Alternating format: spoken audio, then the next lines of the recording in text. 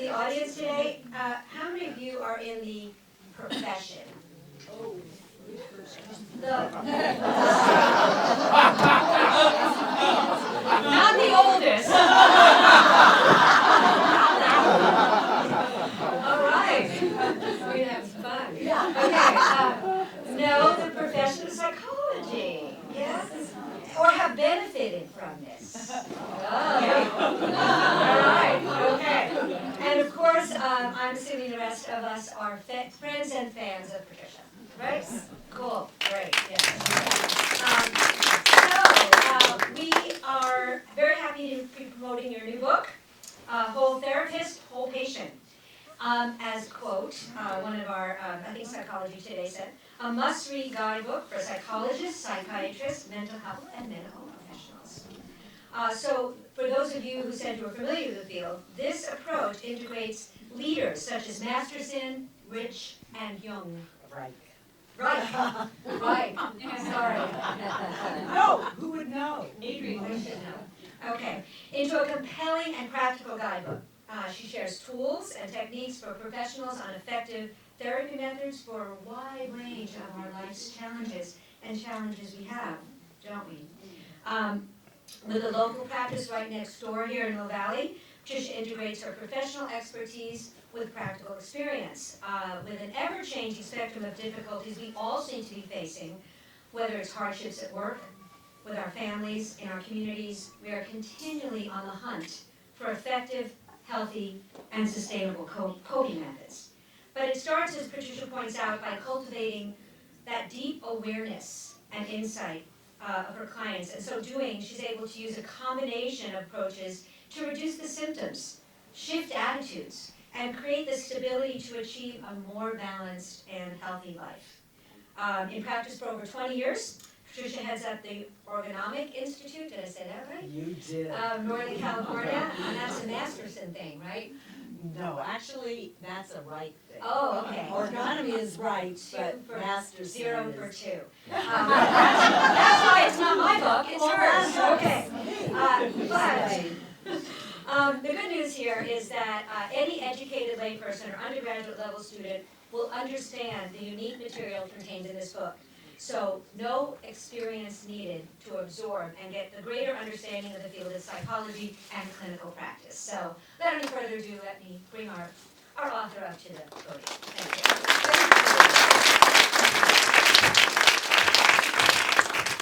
you. Well, here's my book, but it's in notes. Because I put together some excerpts and kind of brought them down to size, although I still got carried away. So raise your hand or say something if it feels like you're getting bored. But I had to, as I do everything, which is with, great effort and making sure it's all there, I did include a span of excerpts. So, yes, I want to celebrate and acknowledge all of you for coming and let you know how much I appreciate you celebrating, this moment with me because, it's a big deal. And I'm kind of incredulous that it's actually published because there were things I was working out all the way up into this week about the book. But I won't complain at this point. So each time I thought about this event, I thought about it with gratitude for everybody that has supported this effort. And I want to start with my patients, but I'm not looking at anybody. But it's my patients that have taught me the lessons and taught me the abundant lessons of my strengths and my weaknesses. So it is to them that I could write this book and that I could write these guidelines after 40 years. She said 20, but no. I'm not that young. So it's really been my patients that have educated me and allowed this method to take shape. I also want to thank my students and professional ergonomists who have worked with me and devoted so many years to learn ergonomy and my method, which is not easy to learn. And I'm a tough master of it. So these students and in other venues, Esalen and other clinics and so forth, where I taught, it was my students that were able to, kind of hone. As they honed their skills, I honed mine. And it was very reciprocal. And I thank them. And it was out of their work with me that I could create my method. It's not done in a vacuum. It's done with a very much back and forth relational place. So I thank them heartily. And I also thank, of course, my friends who I see, who listen to my saga of all the things I went through in the book and bored them out of their mind. But they supported me all the way, and I want to thank all of them. And my, the staff that's really supported me, and my tech, and who's in the audience, who really kept me up and running, because you got to be up and running if you're going to write. I also want to mention just a couple of significant people in the audience. One is Candace, who is Candace Furman. She's somebody that's known me since high school, which is cool, in LA, of all things, and we could tell some stories. You want to stand up? Okay. Okay. Candace. We drove around LA and got wild with our group of friends. It was the start of a lot of acting out, huh?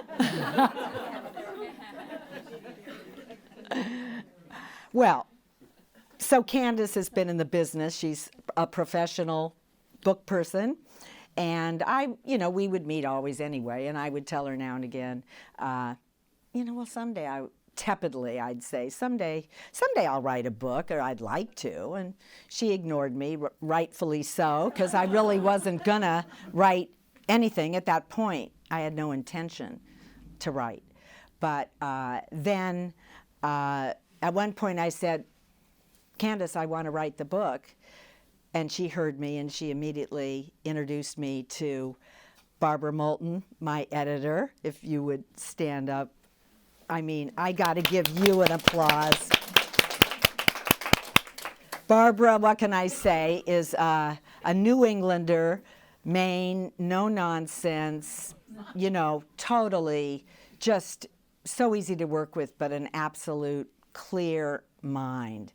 And what she did was help me get out my mixed metaphors out of the book, which I love to do, is mix metaphors like wild, because I work a lot with imagery when I work with patients. So it's like, no. And then, and then I would get carried away theoretically, and she advised me, do not add all that theory, cut. And it was like, could I, but this has, no. So it was so helpful because, she pruned. And so you see what you see now is from Barbara. And then there's David Nelson, who is here, back there. He has been my videographer for many years, and just I want you to know that he did the trainings, and there are pictures of those trainings in the book. There are still photos in the book, because he was there on the spot when I was doing demos. So he captured some really great footage. So this event video will be on my website for those who couldn't come, etc. So it'll be accessible there and on YouTube. I am not going to elaborate today on how and why I wrote the book. That is on those videos that you can access. So it would be best to see those, because I just didn't feel like I wanted to spend the time doing that today, because I'd like to read more from the book.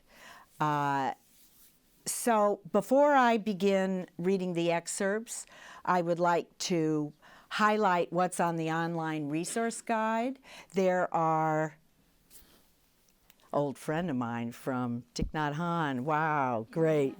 There are 2 special chapters, and there are appendices for therapists. And those appendices are charts, forms, everything I've used for my practice that can be downloaded. The chapters are in your table of contents. These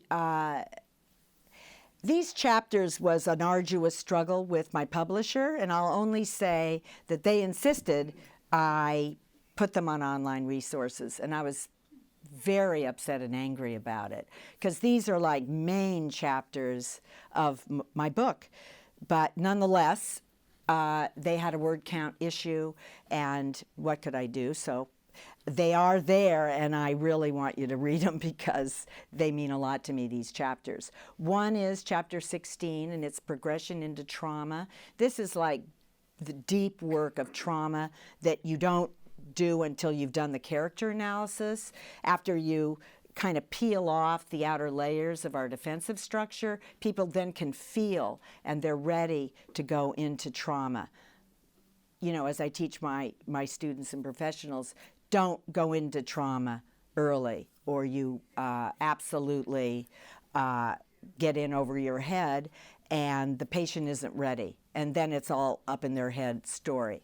So this so that chapter goes into the middle phase, termination phase of therapy, loss, grief, and abandonment depression. Very deep material. Chapter 17 is on dream analysis and individuation. This is Jungian dream analysis, archetypes, collective unconscious, alchemy. I mean, it's like one pebble on the sand of Jung's work, but it is a pebble, and it will be helpful for dream analysis for patients and therapists to read, to see what really goes on in a dream. And I'm going to give a dream and an interpretation today in an excerpt. Okay, so now to my chosen excerpts. And I believe my writing speaks to my passion on the subject. So take some breaths so that you oxygenate, because when you slide up to your head, sometimes you can't come down. And you get kind of bored, potentially. So keep yourself alive through this.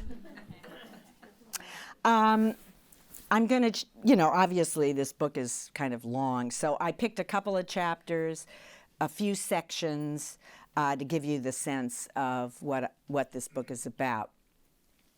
The introduction, there are 3 passages from the introduction, and these passages give you a context for the entire book. So this is the purpose of my guidebook.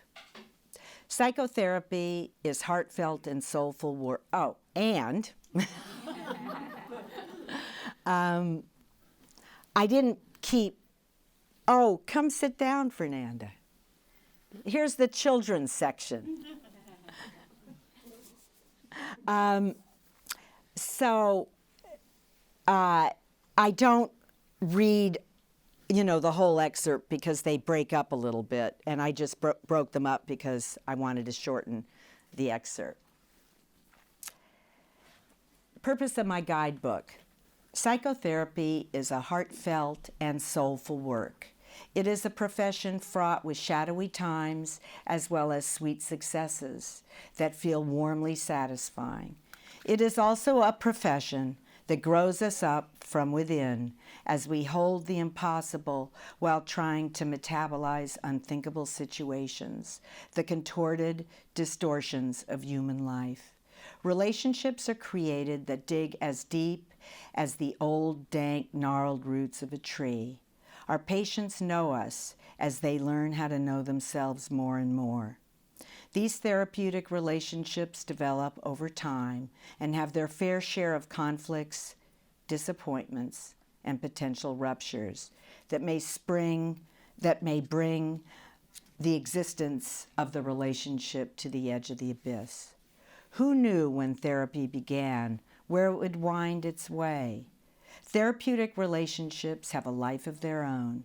The therapist, in the process of learning to be effective, matures, settles, and becomes whole in the process of good work. The patient also is demanded to grow, to stretch far beyond what he thought was possible, entering dark terrain and coming out the other side. He too becomes whole. Therapy moves beyond personal history and pathology to become an opportunity for transformation and individuation. Thus, therapy engenders the archetype of the mandala, as both therapist and patient achieve wholeness through the rigors of the process. If I start reading too quickly, just slow me down because I can tend to do that. In the introduction, I also address Wilhelm Reich, who lived from 1897 to 1957, and he was close to 60 years when he died. And this section is called Why Wilhelm Reich? I came to psychology through the avenue of dance and philosophy. I was always interested in the realm of ideas, European and Asian philosophy and religion. While inhabiting my physical head, I also lived in my body through dance. I danced early in my life in Los Angeles, learning jazz dance with some of the great master choreographers of Hollywood musicals. In college in San Francisco, I continued to dance in the plentiful modern dance venues as well as African and jazz classes offered in the city. After I graduated San Francisco State University, I returned to Hollywood and danced with a modern ballet troupe for more than 5 years, performing locally and in New York City. I lived and breathed physical and emotional expression through dance. My experience as a dancer immersed me in an exquisite form of expression that merged body and mind into one. Although the path of psychology captured me, I never lost my connection to the importance of physical expression. This deeply felt understanding of mind and body experience soon guided me to the founder of classical somatic therapy, Wilhelm Reich. He understood that mind and body are indivisible, one functional unit, and it was imperative to treat the whole person. Reich was a controversial figure in his time. He challenged the orthodoxy with his radical ideas in many areas beyond psychotherapy. Yet it was his rambunctious personality that infused his approach with a fearlessness that allowed for creativity and spontaneity in the room with patients. Out-of-the-box interventions that are methodical in relation to the system, yet inspire a freedom to speak honestly to the patient, come from Reich's profound understanding of defensive structure and how it blocks aliveness and authentic access. And lastly, from the introduction, that's where we are.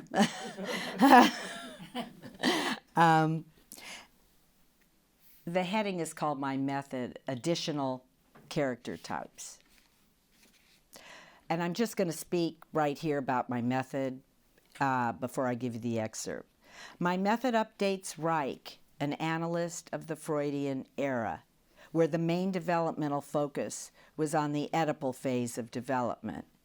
His character typology is made up of Oedipal types.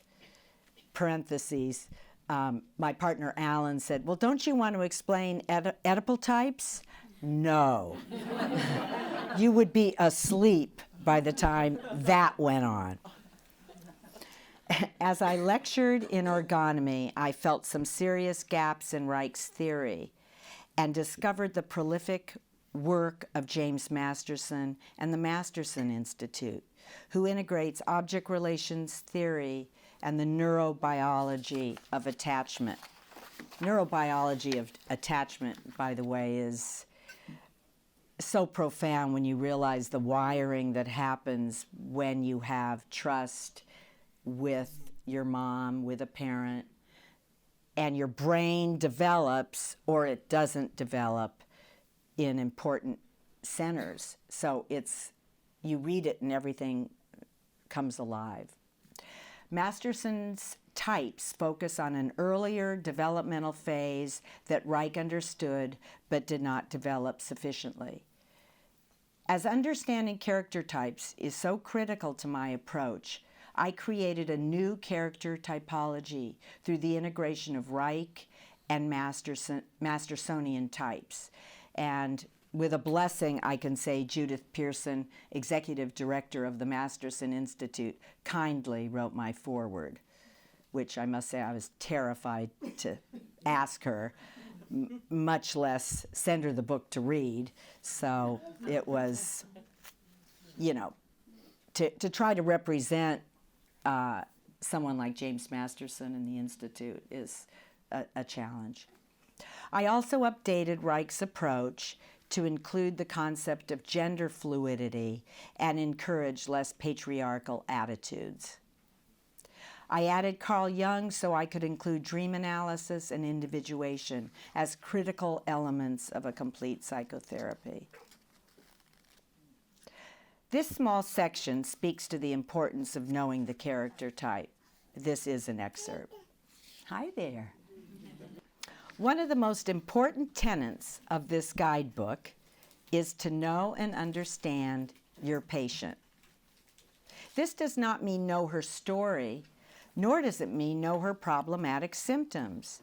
It means delineate the basic structure of how the patient is. Then you have a roadmap that can address that particular structure in a systematic way. You are not walking in the dark, but rather have a clear light to see and effect change. That excites me, and I want to impart this systematic approach to you. Part 2 defines character analysis, Reich's contribution and one pillar of my method. Throughout the book, character types are described through vignettes as well as text. And maybe you see yourself or not. Let's discuss the essential tenets of the concept of character armor. This term refers to repetitive, stylistic, personality, attitudinal, cognitive, and behavioral patterns that develop throughout the lives of our patients and can be obvious to both the trained and the untrained eye if you're observant. The way a patient walks, talks, carries himself, her style of interacting, communicating, her habits, his relationship to his body, the way he uses his intellect, the volume of his voice, the way she laughs, the way she presents her body. All of these traits define the person's character armor. The composite picture of these character traits often mirrors how the person developed in her family of origin, the role he had in his family, the way she constructed herself to survive in the best way possible. Our character defines our habitual approach to life, how we are known and described. Character style is set by adolescence. Here's a vignette for you. A male patient, let's call him John, may repetitively exhibit a slick style or a Teflon coating that lets everything and everyone seemingly roll off him without effect. So he enters therapy because he's aware that some things are not right in his life. He tells you a significant problem, yet claims it doesn't really disturb him. John may top it off and say it's the other guy's fault anyway, and that things aren't going well. You may comment on his behavior or attitude, and he blows you off with a grin and moves on in the conversation. It is this slick Teflon style that will defeat the therapist and the patient unless it is pointed out, unraveled, or understood. What you say in terms of content is less significant because John's character defense is his resistance and will defeat anything you tell him. Another vignette and another type. Judy is a detached and ultra self-sufficient woman who comes to therapy but resists any therapeutic intervention, as her detachment is the way she resists. Her detachment leaves her unavailable to self-exploration. She tells you something, and when you respond, she already knows what you're telling her. She has always known and handled everything herself. You, the therapist, have little to offer, as she doesn't really need anyone to help her. This detached style creates a wall of disengagement, and no feelings get out or go in. Until that defensive style is realized and dismantled, access to important, relevant, painful material and its expression cannot begin. The detachment style served as a distancing defense to survive neglect and her painful abandonment feelings. If Judy is self-sufficient, she never has to need anyone.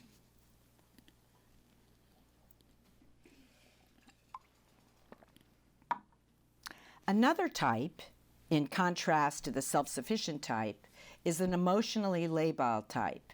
And this is a Masterson diagnostic category, the borderline personality disorder, which is not the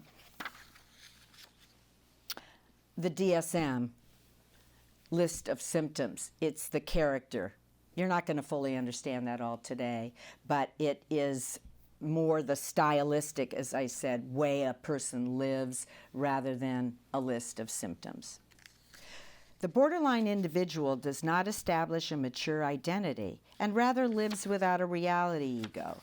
Her life can revolve around fantasy, hopes, and dreams, rather than be based on realistic assessments that create realistic behaviors and activations.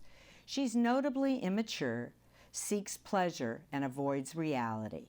This type is prone to dependency relationships all of her life and lives in a regressed mode, counting on others to finance her and take care of her in a myriad of ways.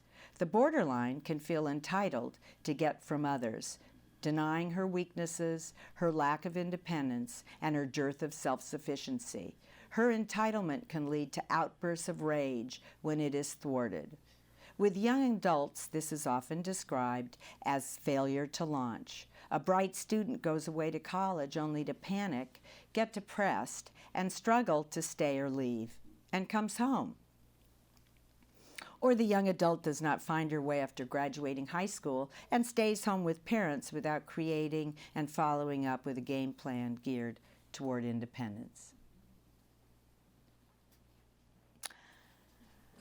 Moving on to highlight Reich's somatic contribution, this section, just a small section, talks about what actually happens in the office in a bodywork session. So I will tell you that when I worked on Magnolia Avenue in Larkspur, I had frequent visits from the police who would hear screaming and pounding and yelling and all the things that actually happen in a bodywork session. I mean, sometimes it's just breathing, don't get me wrong, it's not always dramatic, but sometimes it's quite dramatic as people are releasing, lots of different feelings. Also, the bodywork engenders a muscular intervention, work with the breath, work with exercises. And so my Mill Valley neighbors are quite patient as well. And this is called the approach in practice. The body has an expression. It may want to cry deeply with abandon, kick vigorously as it expresses pent-up frustration, anger, and rage, or weep and reach out with tender feelings. Nothing is more relieving than to thoroughly express what you actually feel in a safe setting, but we learn, depending on our own personal history and culture, to stymie emotional expression, hold it back with gritted teeth, a rigid jaw, a squeezed throat, and a compressed chest, resulting in a loss of capacity to breathe fully. Our habitual repression creates chronic pain, physical stress, and disease in our body, and we can become physically ill as a form of unconscious expression. I fortunately found a system of therapeutic interventions that can soften the body and the mind, making it pliable, healthy, and responsive, with the goal of teaching patients their lost art of self-expression and authentic living.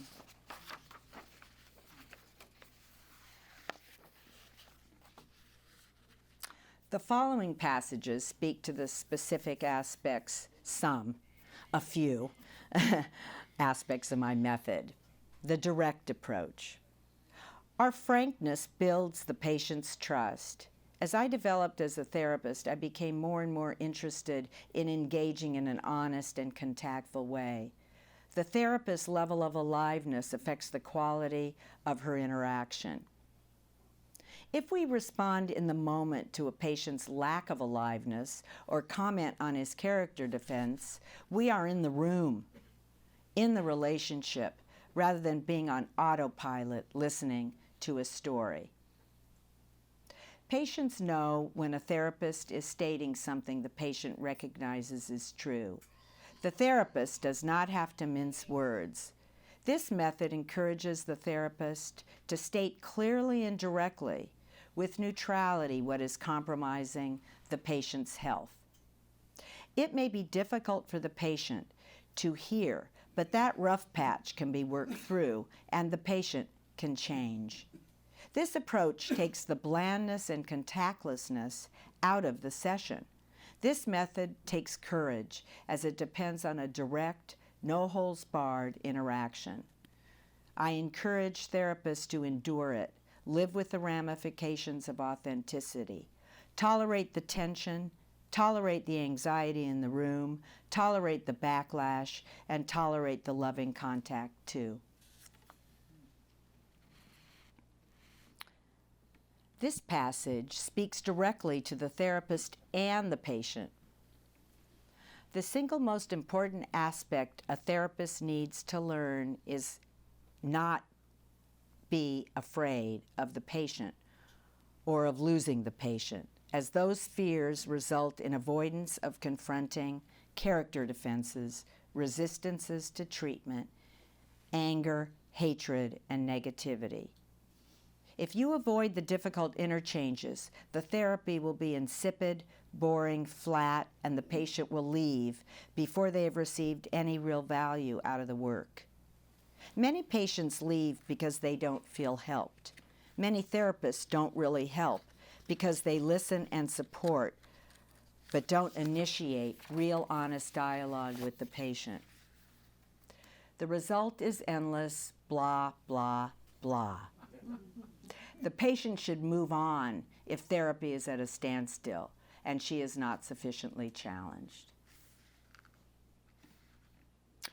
Okay, so here we are, just to give you knowledge of where we're going so you don't feel like it's too much.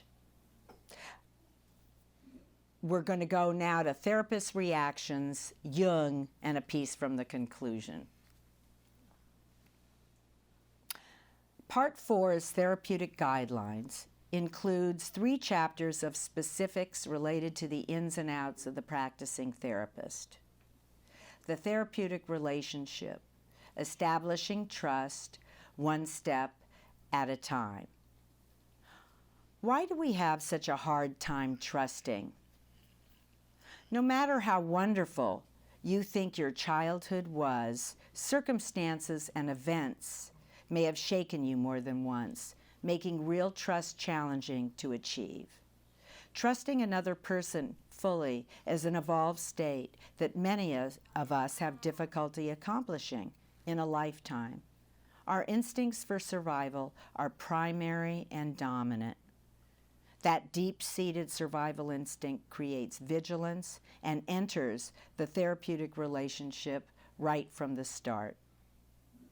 I encourage therapists not to assume that their patients are filled with enduring positive feelings about them and the therapy. Although it is easy to bask in feelings of being needed and appreciated and valued and seen as special and powerful and indispensable, those assumptions are not realistic, nor are they therapeutically helpful.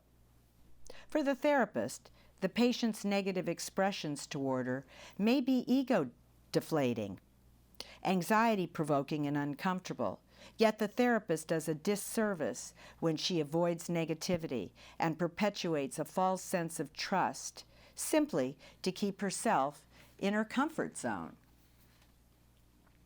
The therapist needs to provide firmness and an edge that the patient can strongly push up against. The therapist has to challenge the patient, be serious and not smiling. Many therapists smile most of the time unconsciously. If the therapist consistently smiles, she communicates, "I'm a kind therapist, so you be nice too, and we will both feel good." The therapist should not consistently present a soft, comforting stance to relax into, but rather offer some abrasion, an honest edge to work with. Another chapter in part 4 is entitled Therapist Reactions. Now, we are real human beings and we have reactions to patients. We can feel angry, we can feel irritated, we can feel bored, we can feel envious, and we have to know what it is that we're feeling. And then we have to be informed by those feelings so that you then can mediate what's going on inside and see, is this information about the patient? Likely. And is this information about me?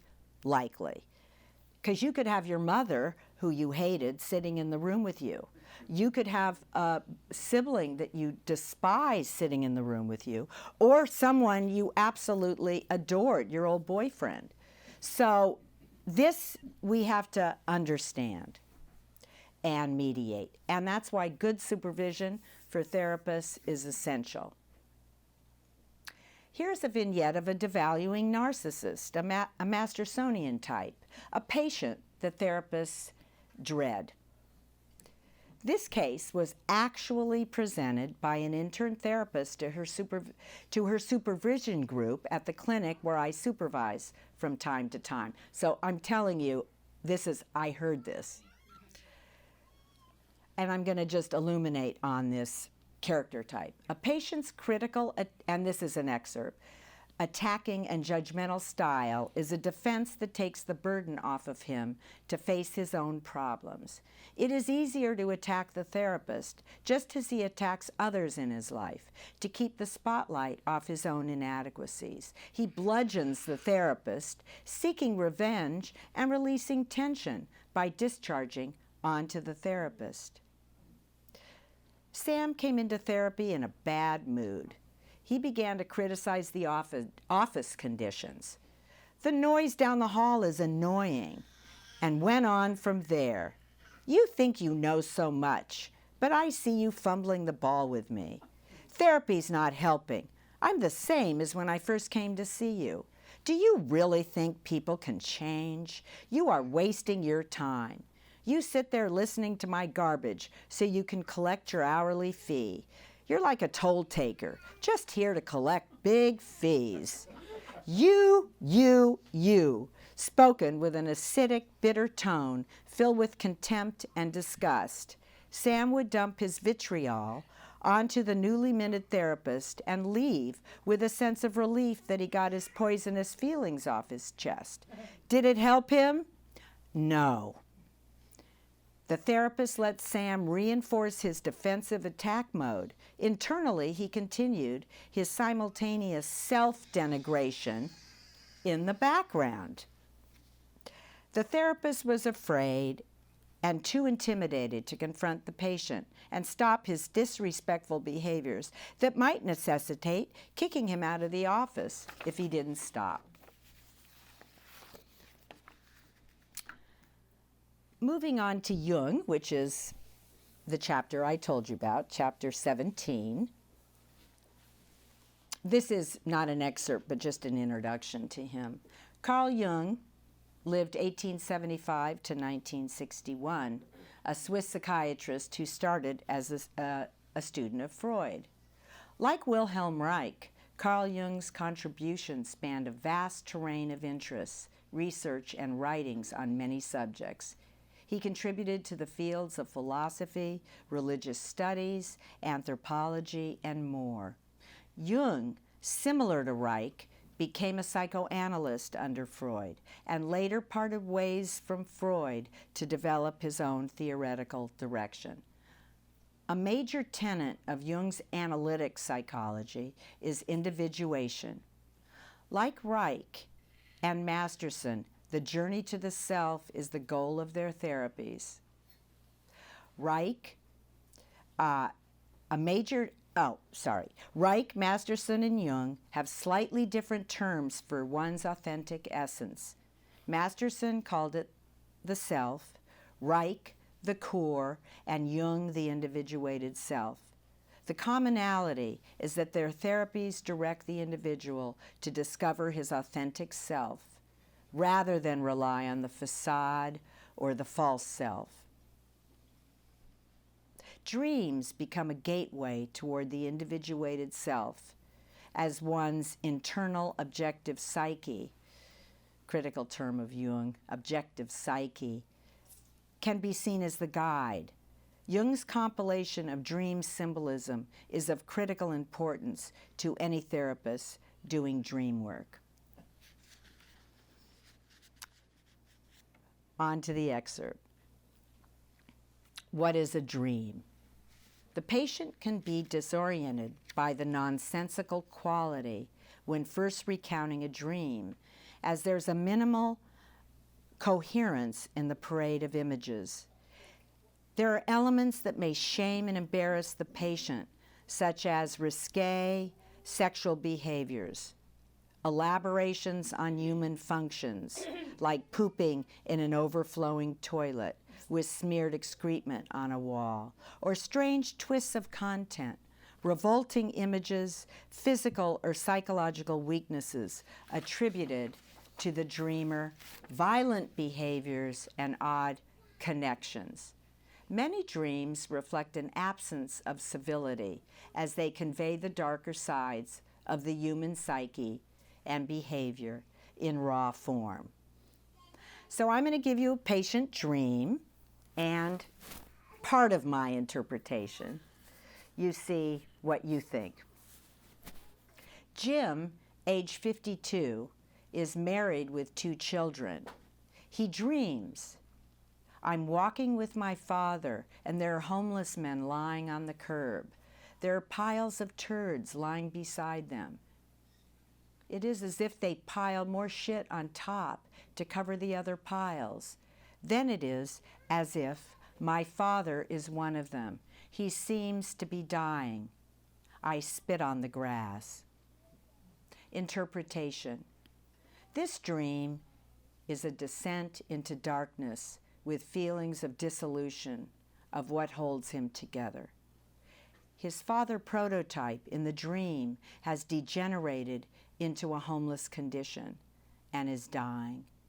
Jim's father had been a successful businessman, but after retirement was exhibiting signs of depression, and the patient was worried about him. Jim also identifies with his father, The dreamer was both disappointed and angry with his father and himself, revealed by the dreamer spitting on the grass, a display of disrespect. The dream is expressing Jim's vulnerability and depression as he is exposed to these shadowy images and feelings that his life and his father's life are eroding.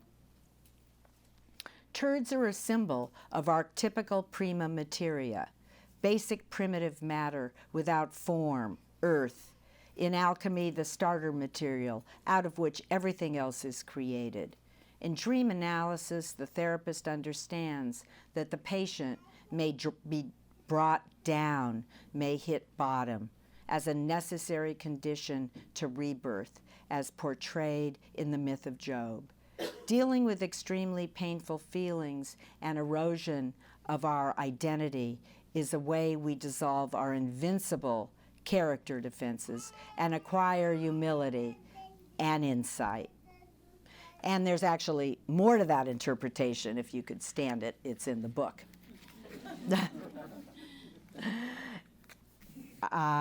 Moving on to individuation as we get closer to the conclusion. This is an excerpt, The Ultimate Journey of Therapy.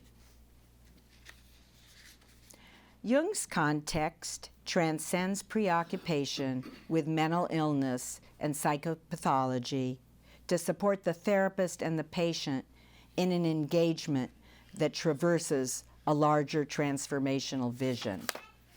It includes both the individual as well as the universal context of man's transformational capabilities. This context is critical to my method, as the paradigm of internal psychic development and transformation is the ultimate progression of treatment for many.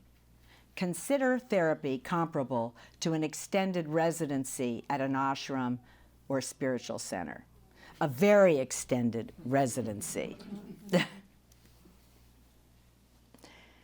In the late, middle, and end phases of therapy, the therapist embodies the archetype of the self and holds the priority of self-evolution as primary. Parental transferences have been worked through, and therapy is working on the level of individuation.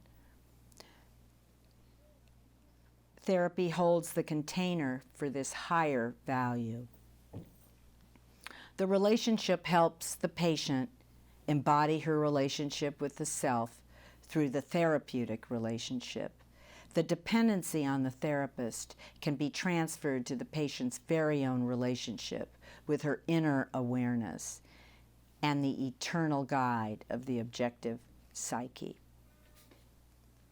And now I'll read you some from the conclusion.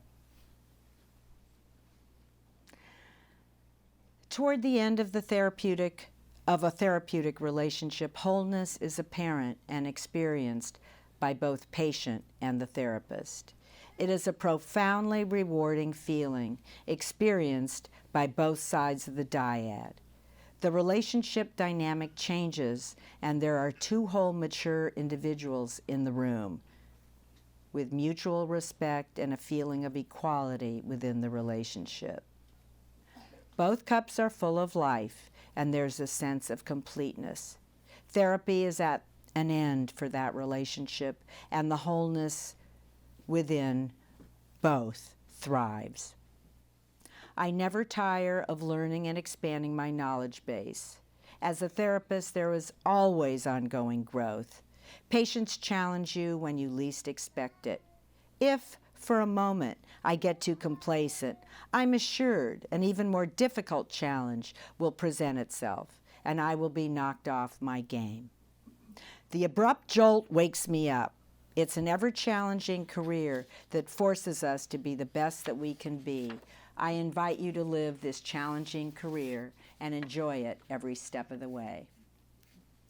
Well, that concludes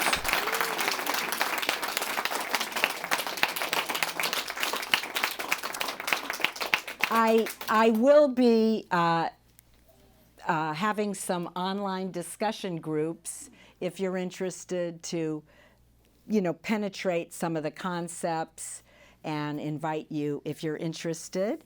And also, please review my book on Amazon, good or bad. What can I say? So, thank you. And I guess we'll move on to question and answers. We're going to do a little bit of shortened Q&A. We have another event actually coming in Yeah, after this. that's okay. So I told you we have a lot of events, especially on a Saturday. So a couple of questions for Patricia? Yeah, feel free. Comments? And you can also, obviously, some of you have already bought the book, so there's some at all 3 registers. You can go get that, and then we'll just form a line here if you want your personalized autograph and personalized. So do that right now. And one question that I didn't go over is Reich's his theories of sexuality, which are critical to Reich. And if anybody's interested in that, I'm happy to address it. But I'm also interested in your questions. So that's a yes, Zoe. Yes, I have a comment. When you first began talking, you were talking about the more. She's going to repeat the question. There's no question. I say It's a comment. when you started talking, you were talking not so much about the clinical or the scientific approach, but just what it means to you.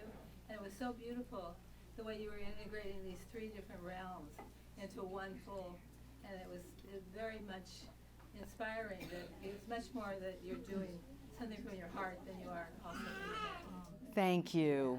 Thank That you was an so inspiring much. comment. Thank you so much. Patricia, did Yes. you say that you had to take a couple of chapters out because the book was too long? Yes, I did. So the question is, you have to take some chapters out because the book was too long. Yes, I did, with great consternation, but they're available. So, yes. Patricia, I'm interested in your transition between being a dancer and becoming a therapist. And I'm wondering, was there some experience you had, or did something compel you towards Yes. Can you repeat that? Yeah, she's asking about the transition from dance and movement over to becoming a therapist, psychologist. What I can say about that, the progression was that, I was 24 and I realized that my life trajectory of being a ballerina at the Modern Ballet Troupe was, it was really an awakening that I couldn't keep going with that. But many dancers do, but that's where I was. And then it was the kind of the 70s, was it? And then I went on to do Eureka training. Some of you may know about the Eureka path. That was, yes, there, as a very profound work. And I became an Eureka trainer. And I began to be the trainer that did a lot of movement stuff with the classes. And so that was like an incredible experience because I would do dance and stuff within the Eureka training as a trainer.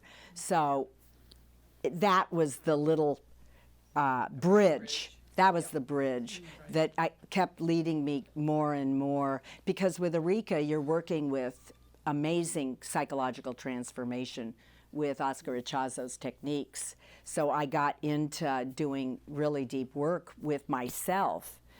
Really with myself. It stripped me down. And with that, with other people, and that was the conduit to psychology. But a path in psychology where I could uniquely be me. So I didn't enter any traditional school in that way. I created it from my insides to make it okay that I went through all that. truly authentic? Yeah, I would say, well, with humility. Thank you. Well, one more. Bill? How important would you say that it is for the therapist to have done and perhaps continue to do their own work? I say it repeatedly in the book. If you haven't done your own work, you are not able to metabolize anything you're giving to the patient. You're asking them to strip down when you haven't done that stripping down, and you are, not in treatment, so you're not able to, you've got the fear of patients, you've got your own narcissism, you've got many things that if that isn't cleared out of you, you can't, in my opinion, do good work. I mean, and I say it in the book repeatedly, get your own therapy and consistently be in therapy so that it really works. And patients will recognize when therapists are off because something will be wrong with the picture, and patients should listen to that. And sometimes it's their own negativity. So that's the balance. Okay. Oh, one more, Eve. Yeah, just quickly, I am aware of your experience with Thich Nhat Hanh and Buddhism, and I wonder if you speak about that at all in the book and how that informs what you do. I mention it. I don't. There were just so many things to put in this book that Barbara cautioned me against, but it so informs it so informs me because, the love, the compassion, the humility, and the honoring of patients, which I do say in the book, the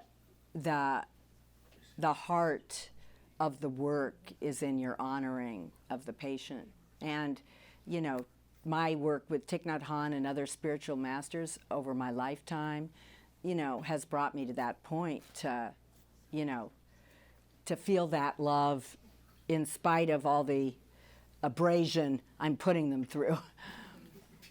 Yes? Which Asian countries have you traveled and studied and learned? Well, I didn't study in them, but I've been in Bali and Japan and Thailand and those countries I've been in, and then I've studied with Sufi masters and Hindu masters and Thich Nhat Hanh, Arika, and others. You traveled with some of your patients in this east-west? No. I keep pretty clear boundaries. Okay. Well, thank you so much. Thank you. This worked out great. Really worked out great. But you might have a tendency to spell it with an A before the last N because of Alan, the other Alan. Enjoyed it thoroughly. Good. Did very well. Oh, Yes. what a stress. Are you relieved? Very, Congratulations. very. Thank you. Oh, What a project. thank you so much. What a long project. I know it's an act and work of love. And love to you. Thank you, and love to you. See you. Bye. Bye. So happy it came.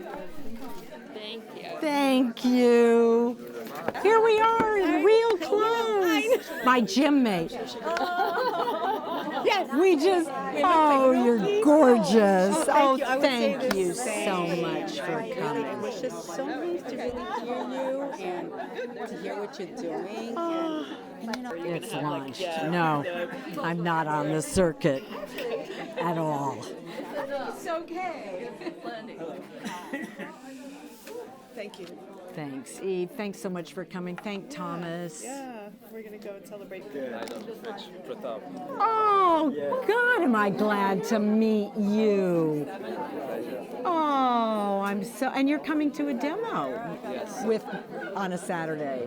I wanted to thank you for that. Listen, you have been so dedicated to try to figure out the work, and honestly, I hope you stay and I hope you continue.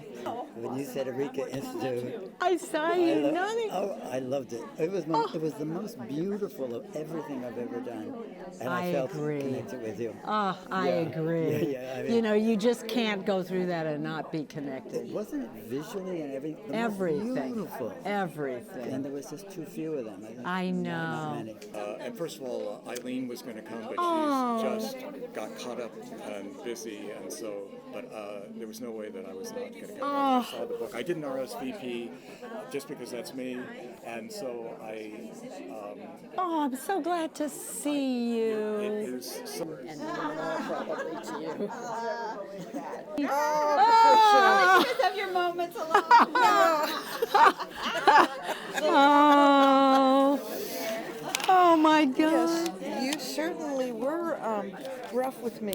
Well, Miss but you you. went back into your mind and you gave this wonderful presentation. Oh God. And I have your book. I didn't have a chance to grab it and bring it with me, but it's wonderful. Well, maybe that would I've be an just- excuse for you to come over. Yeah. Look at her, Listen, unbelievable. The clients that come to Transformed. her, I know. I mean, within I know. one She year just went- license, and here she's taking. You know what she's doing? She's taking reservations. She's taking. You know what I mean? Wait a list. waiting list. It's Well, not yet, but I amazing. said no. No, she's been incredible. Yeah, I I'm rave so proud about of her all the time. She's like Thank awesome. you. Thank you for all that. Oh my All God. of your work. And all of yours.